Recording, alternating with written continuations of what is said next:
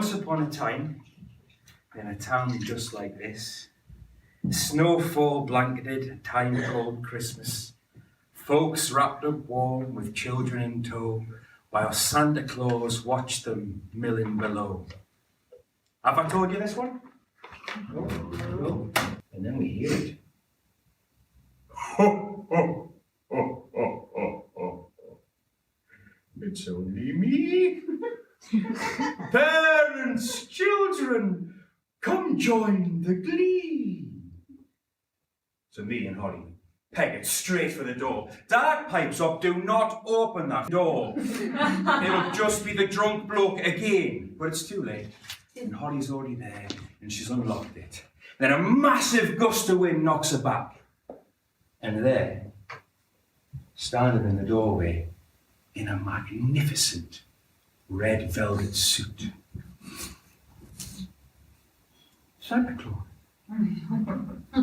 Come on, come all, Santa is here. Come join the feast, celebration and cheer. And with that he's off. Me and Holly watch Santa Claus march down the hallway, banging on all the other doors as he goes. Presents, tinsel, magic and more. Come join me as I knock on your door. And we watch Santa disappear down the main stairwell towards the courtyard outside, and one by one, our neighbours start to pop their heads out. And then we all catch a whiff of something fantastic coming from the court outside. So we all start to follow. And we all make our way down together. And we're in this group of folk, me and Holly, who we've never met before, some of whom we've never seen before. And there's an air of excitement as we make our way down the stairwell into the normally dark and miserable courtyard. And there it is. Santa is walking towards a gargantuan Christmas tree, and it's being winched up by elves. There's elves. And then there's a massive blast of fire from a pan on top of a stove, and there's elves cooking. And then there's elves walking past us with presents, brightly coloured parcels heading towards the tree. And then there's a line of reindeer. A massive line of reindeer being led by elves, breathing out fog, walking around and around amongst the people. And then snow. And the enormous tree is slotted into place, and a ladder is attached to its side that leads up to a throne. It's decorated in brown and gold tinsel. And Santa makes his way slowly up the ladder. He's quite a big fella. And then he takes his place in the chair, and he looks down over the feast below him. The parents are tucking into the magnificent smelling food, sausages wrapped in bacon, in rolls, cakes and sponges bursting with chocolate syrup. There's seasoned sprouts, yeah. And then huge turkeys being carved onto plates for everyone. Meanwhile, the kids are tearing into the presents, ripping the silvery red and blue wrapping paper to reveal the presents that Santa has brought. Impossibly expensive toys, like just new out that year. And then there's more people coming into the courtyard from outside. People from all over town, smiling folk and happy folk, coming to join us in our wonderful smelling enclosure into breathing the electric and kerosene charged air. So me and Holly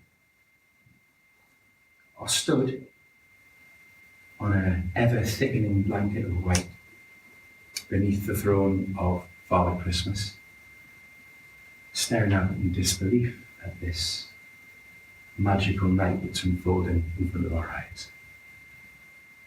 And then Santa bellows out, "My children, what are you waiting for?" Go take what you can. Take it away. It's part of the plan. I don't believe in you. Santa's not real. And your elves are fake and all. And Holly pipes up, actually, don't I recognise you? So you think the magic isn't real? Well, open some parcels and see how you feel. You think all around you is a sham? Well, I will prove I am who I say I am. Look over yonder. Your parents bring. Open your hearts and you shall receive. Why the hell are you talking like that? Like, stop rhyming literally everything you say. Now listen, one and all, and hear me say. Everything is free. Quickly, take it away. And with that, everyone starts to leave. They start gathering gifts and plates of food that they've been given, arms piled high with freebies. There's elves helping everyone on their way, laughing and joking and putting party hats on people. We see our parents leave, and they've got such a twinkle in their eye. Jeff Jefferson.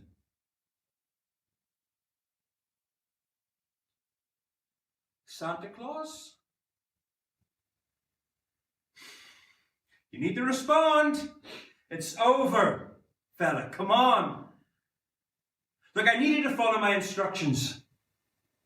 Please nod if you understand. Santa. All right. I need you to let the 2 children and the dog in front of you walk away. And then I need you to take your time. But I need you to come down. I will do as you ask. But I have my confession. May I read it now, at your discretion? Come on, Miss Danny, it is Christmas.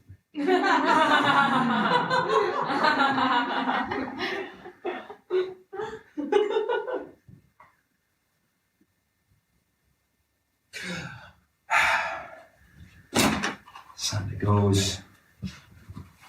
Takes a huge scroll.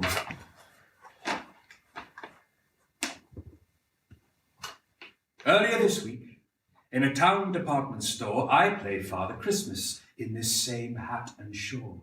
This long white beard I grew just for the season, with the love of this town and its children the reason. But love can be tested and occasionally break. As children turn cruel with the fun they can make, my anger had fled a few times in my station, which was par for the course in my chosen vocation. But this one time, in a vengeful attack, a kid had tugged hard on my old green cloth sack and torn open a hole, ending its life at long last, and the love sewn in by my wife before she passed. My rage bubbled over as others waited to come in, and impatient parents began causing a din without being summoned to or pushed through the door by a weary young mum driven mad by the store. In that moment, my rage had boiled to a peak as I spun and snarled and yelled out at their cheek. The look in their eyes has haunted me since, with the tears and the fear and the hope draining hence. I knew who they were, but they didn't know me. The sweetest of children, Ivan and Nora. With the magic of Christmas evaporating into the night, I came up with a way to make all things right. Now, I don't really have much to call my own, with a basic state pension and an unsellable home. But there was not much to speak of under their tree in the Lassiter home of flat number 3. With everyone's home facing everyone else's, it was easy to watch them from up on the terraces. So when the streets were all empty below, I dashed over rooftops through the silent snow.